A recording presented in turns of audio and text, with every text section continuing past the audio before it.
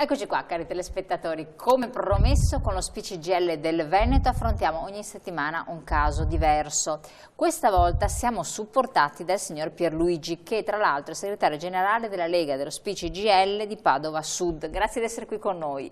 Grazie a voi. Con il signor Pierluigi vediamo di capire che cos'è successo a una signora che poi si è iscritta anche allo SPCGL, che si è recata presso i vostri sportelli, ci racconterà adesso bene il caso, e soprattutto di affrontare due tematiche: il supplemento di pensione e poi la pensione supplementare. Vi spiegheremo di che cosa si tratta, che cosa bisogna fare, che cosa è successo. Incominciamo con questo caso. Cosa è successo? La signora Regina è nata nel 1947, 70 anni di età, lavorava presso un'azienda tessile, è andata in pensione al 60° anno di età. Quindi un bel po' di anni fa, insomma. Con 35 anni di contributi. Ha continuato a lavorare, nel 2009 ha ripreso il lavoro, dal 2009 al 2014. Ha fatto domanda tramite supporto SPI, patronato Inca CGL, per il supplemento di pensione a maggio nel 2016, decorrenza subito il mese dopo del supplemento. La signora Regina avrebbe potuto chiedere a settembre del 2014 la ricongiunzione, ma non l'ha fatta, ha perso 1 anno e 9 mesi. Non l'ha fatta per quale ragione? Non ha pensato che fosse... Non ci ha pensato, quindi. Per questo teniamo l'anonimato della signora, che mi ha pregato di prendere questo esempio, perché non si ripetano casi del genere a colleghe e a colleghi che purtroppo... Il suo errore sostanzialmente è stato questo: lei è andata in pensione, poi ha ripreso a lavorare, dopo è andata in pensione definitivamente, ha chiesto la ricongiunzione delle due pensioni, però l'ha fatto un po' tardino. Doveva farlo subito, insomma. Questo poiché non è previsto il supplemento con pagamento di arretrati. Ho capito.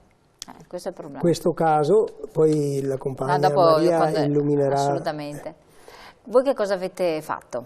Allora abbiamo subito, immediatamente dato corso alla pratica, e la decorrenza va subito nel momento che si fa la domanda, decorre da maggio, è andata in pagamento subito. Subito, quindi ha recuperato subito i soldi, sostanzialmente. Sì, ma ha perso purtroppo non ha avuto possibilità di recuperare. Quindi è stata contenta, però un po' amareggiata del fatto che non ha avuto la possibilità di recuperare in pieno. Mettiamo in evidenza questa tipologia di pratica, perché purtroppo molti pensano che sia automatico. Infatti questo è importantissimo. Smetto di lavorare, poi sarà automatico la ricongiunzione. Non è così, bisogna fare domanda, bisogna purtroppo attivarsi.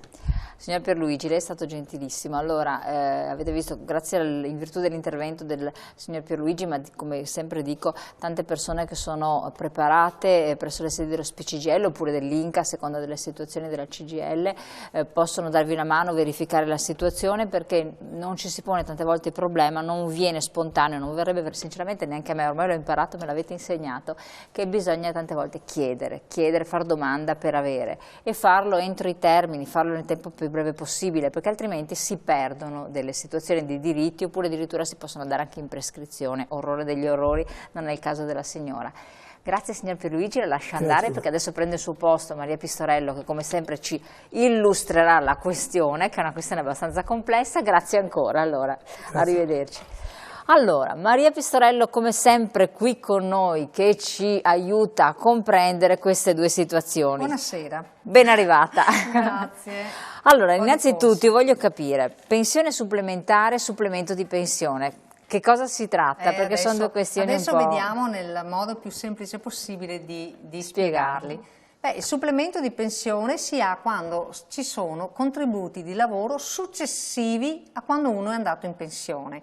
Stiamo parlando però di contributi di contributi di lavoro versati per esempio nel fondo lavoratori dipendenti. La signora di prima era andata tranquillamente in pensione, no, perché aveva raggiunto l'età pensionabile. Dopodiché, e lo può fare, essendo insomma non c'è nessuna legge che lo impedisca, ha continuato a lavorare per alcuni anni. Lei avrebbe potuto subito, perché erano trascorsi 2 anni da quando era andata in pensione, fare la domanda per avere il supplemento di pensione. Perché invece, un supplemento?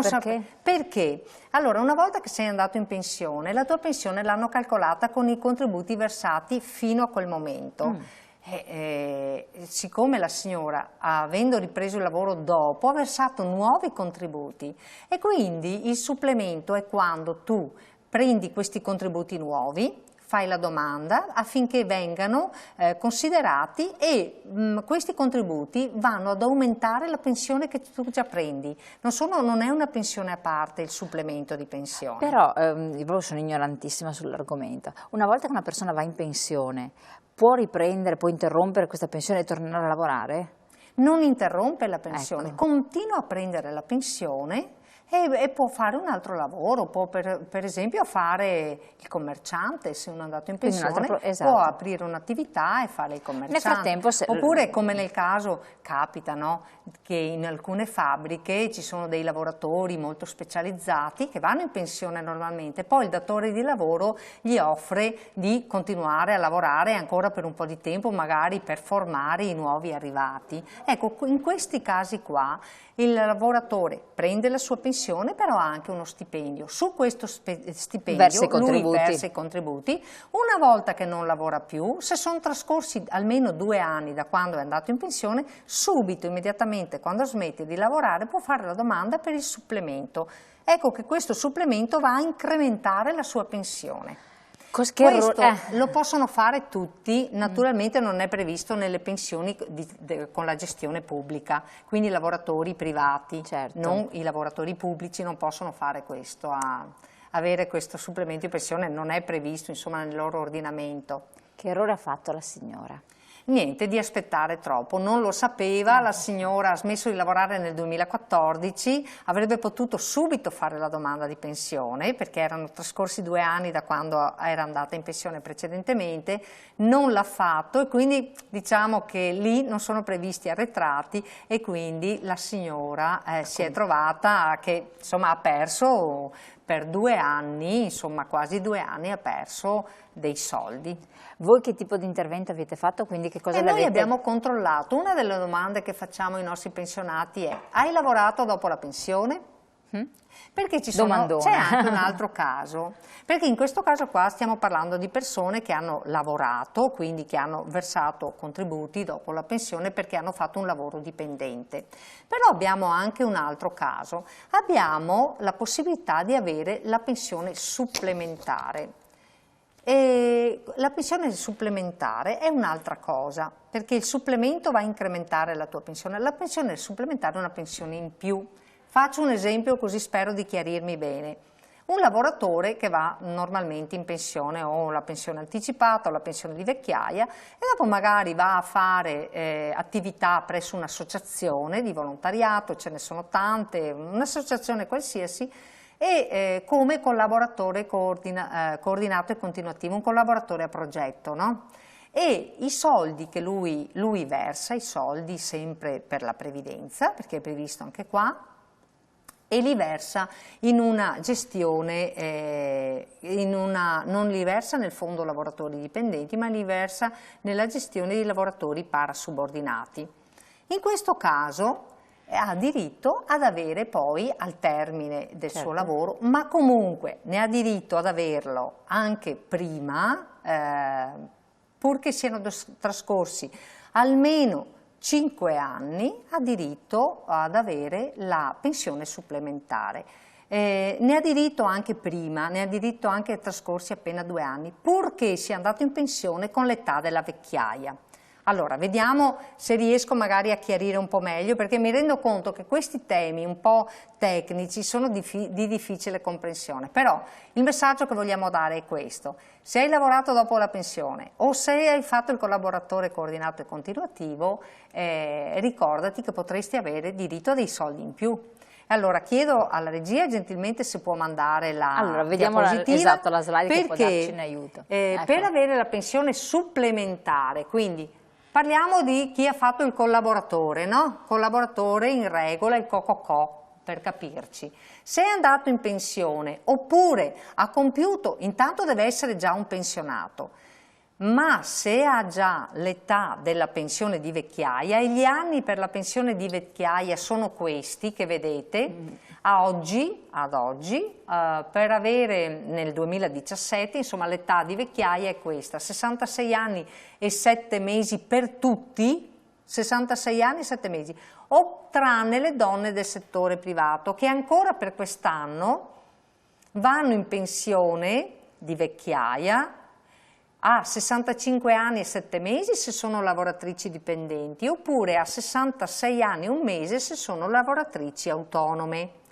Naturalmente devono avere, per andare in pensione di vecchiaia, 20 anni di contributi versati, oppure bastano anche 15 anni di contributi versati almeno, se li avevano maturati entro il 31 dicembre del 1992. Vabbè, insomma, do questa informazione, ma poi se vi scatta qualcosa, se pensate di essere nelle condizioni che ho appena descritto, ecco, chiedo ai nostri ascoltatori e alle nostre ascoltatrici di recarsi presso le nostre sedi, le sedi dello SPI-CGIL e del patronato INCA, proprio per fare un controllo, per vedere se siete in queste condizioni. Quindi la pensione supplementare, come vedete, si può ottenere purché si abbia l'età della vecchiaia.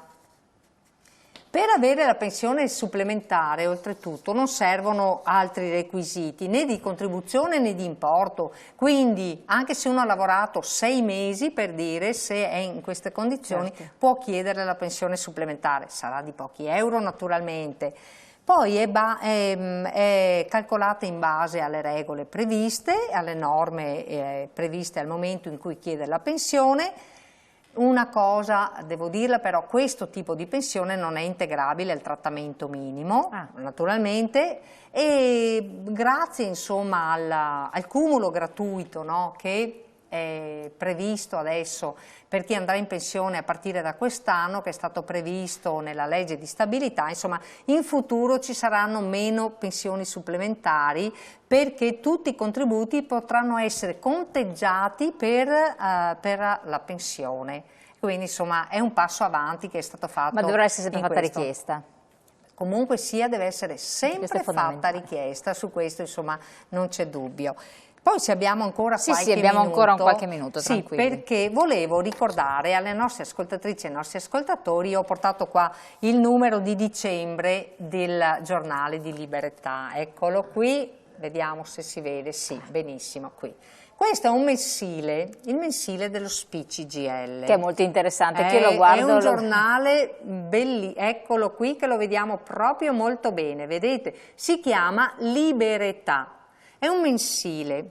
Costa praticamente €1 al mese, ci si può abbonare nelle sedi dello SPI-CGIL, noi siamo attrezzati proprio per farvi l'abbonamento. Allora, questo è un giornale che informa, no? Vediamo quanto è importante l'informazione per i pensionati. Lo SPI-CGIL proprio ha puntato sull'informazione, proprio perché sappiamo che ci sono tanti diritti che darebbero diritto al pensionato ad avere dei soldi in più nella pensione e che, non essendo conosciuti, insomma, rimangono lì nascosti, come diciamo noi, no? I diritti nascosti o inespressi. Ecco, vi dicevo, Libertà. Libertà ti informa su tutto, sulle novità che riguardano la pensione, prima di tutto, essendo il giornale dello SPI-CGIL, sulle novità, ma poi insomma ha degli articoli molto interessanti sulla storia, sull'attività che fanno le nostre leghe in tutto il territorio italiano, ma non solo. Poi ogni 3 mesi c'è l'inserto, questo è il nostro ultimo inserto, qui. Eccolo qua, sì. Ed è ogni 3 mesi c'è l'inserto dello SPI-CGIL Veneto, proprio che riporta proprio del invece Veneto, in maniera specifica le attività fatte dallo SPI-CGIL del Veneto. È un giornale davvero, guardate, passate dalle nostre sedi, ecco. Allora, io guardo un po' le rubriche che ci sono, tanto c'è l'oroscopo di dicembre, può sempre interessare. Ci sono i giochi, sì. C'è il Sudoku, c'è il cruciverba, gli indovinelli, le parole crociate che sono fondamentali per moltissimi anziani, per la mente. Ci sono le barzellette, racconti divertenti, ci sono notizie per esempio elettrosmog sull'inquinamento domestico, quindi le cautele da adottare anche nella vita quotidiana. Questa rubrica qui sono quella che spiega l'elettrosmog, sono le parole spiegate ai bambini. E davvero io l'ho trovata utile, devo dire, sono delle cose, no, tipo l'elettrosmog. Che cos'è l'elettrosmog? Magari tutti noi lo sappiamo, no, eccetera, ma per qualcuno magari che non lo sa, sono spiegati in modo semplicissimo, veramente è un modo per fare un po' di cultura. Sì, veramente. Dopo, la cosa interessante è che ogni tanto ci sono anche dei viaggi che sono illustrati, dei soggiorni, qui nel caso avevate parlato del Capodanno a Rimini, quindi con dei prezzi eccezionali, perché poteva essere... Di dicembre, sì. Poi, insomma, comunque anche una soluzione per passare il tempo libero, conoscere delle persone, i viaggi, quindi andando in giro per l'Europa cosa si può anche vedere, perché sono tantissimi pensionati che amano viaggiare. Ci sono le ricette piacciono, con anche l'apporto calorico, le ricette regionali, per cui poi sono spiegati i prodotti che vengono utilizzati, da dove vengono, quindi uno si fa anche un'informazione. Poi tra l'altro suggerimenti, perché per esempio addio alle tarme. Chi è che sa come eliminarci delle tarme? Viene detto. Se qualcuno Poi lo sa, i prodotti di stagione nell'orto quando coltivarli, la luna che cresce, la luna che cade, insomma sono tutti suggerimenti che tantissimi anziani sanno, molti altri no, comunque possono essere insegnati anche ai propri nipoti. Poi c'è l'appuntamento astronomico, quindi tutto quel che riguarda l'astrologia, le stelle, le costellazioni, però poi è sempre interessante, molti anziani sono interessati. E poi entriamo anche a parlare di possibilità di passare il tempo libero e di personaggi famosi, quindi racconti della storia, della società, del costume, della politica, cose anche piacevoli, pettegolezzi e quant'altro. In quello di dicembre c'era anche un bellissimo calendario che io ho attaccato anche a casa mia, molto bello. Eccolo qua, carinissimo. Eccolo qui, illustrato con tutti i suggerimenti. Bambini, quindi questo me lo prenderò anch'io. Vabbè, dopo lo lascio allora. E poi ci sono anche suggerimenti su appunto come risolvere i problemi quotidiani della vita di tutti i giorni, dalla dieta, chi ha il diabete, chi ha problemi. C'è per esempio lo specchietto e la questione che stavamo della 14esima. Sì, quanti soldi si prenderanno di 14esima il prossimo anno, no? Perché io l'ho fatto vedere così fugacemente nella trasmissione dedicata, ma invece qui c'è, poi uno se lo può sfogliare, leggere e anche capire. Esatto, quindi quanto si porta a casa, quindi quanti soldi si portano a casa, e poi situazioni che avete affrontato voi come SPI-CGIL a livello nazionale, problemi risolti, le controversie col governo, le nostre manifestazioni, le nostre rivendicazioni, le nostre piattaforme, perché quel che succede. Siamo sempre in attività, in movimento. Dai, allora è un euro al mese, anche un regalo, anche può essere un bel regaletto, un bel regaletto post vacanze. L'abbonamento costa 12 euro e allora passate per le nostre sedi che ve ne diamo uno in omaggio, così vi rendete anche conto di com'è e così se volete potete fare l'abbonamento a libertà. Maria Pistorello, cari telespettatori, velocissime le sedi perché siamo fuori tempo massimo, ricordatevele sempre, prendete giù nota, ci sono sedi provinciali con i propri numeri di telefono, eccole qui, le trovate come sempre, prendete giù nota dei numeri telefonici di tutte le sedi provinciali, poi ci sono sedi locali naturalmente che sono aperti in orario d'ufficio, Belluno, Padova, Rovigo, Treviso, Venezia, Verona, Vicenza, sono soltanto alcune perché naturalmente queste sono quelle principali, poi ci sono tutte le altre sedi che sono sempre aperte. Grazie Maria Pistorello, grazie a voi di averci seguito, restate con noi dopo la pubblicità. Rientriamo in studio con l'approfondimento come sempre di attualità.